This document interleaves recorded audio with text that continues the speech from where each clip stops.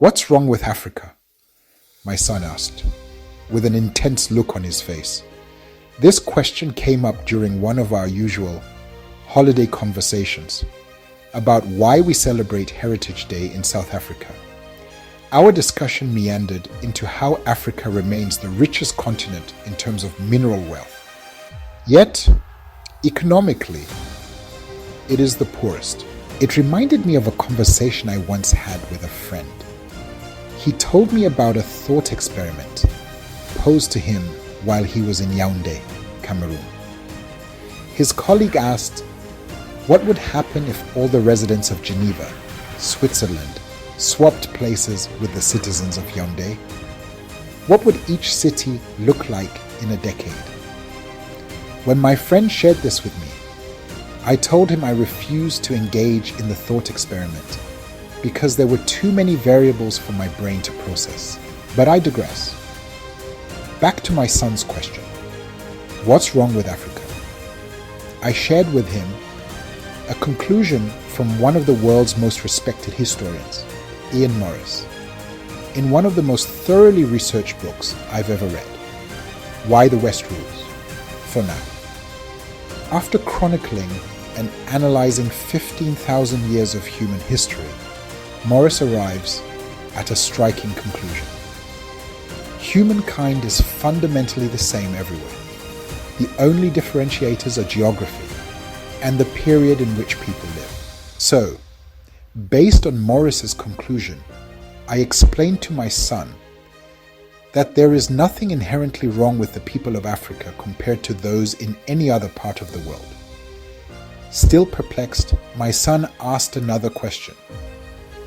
Then why are things going so wrong in Africa? Now that, I told him, is a much better framed question. The first question could have led you straight into the trap of Afro-pessimism.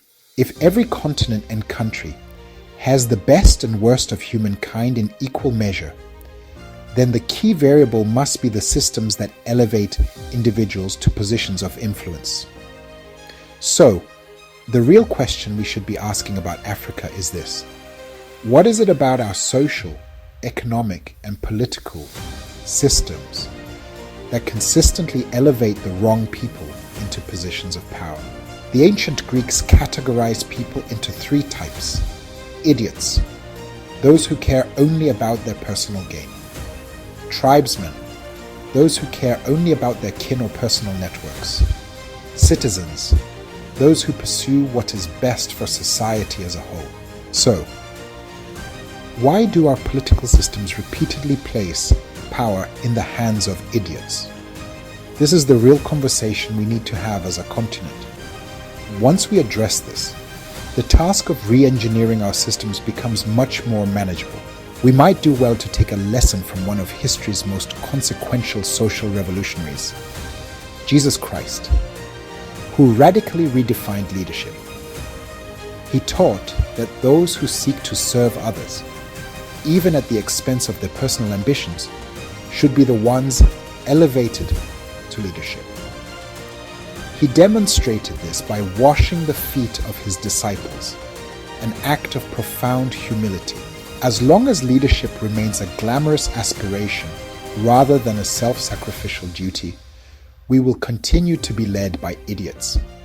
So, what are your thoughts on how we could transform the systems that elevate idiots to leadership? Until next time, let's keep this conversation going. My name is Vezi, and I am here to serve you.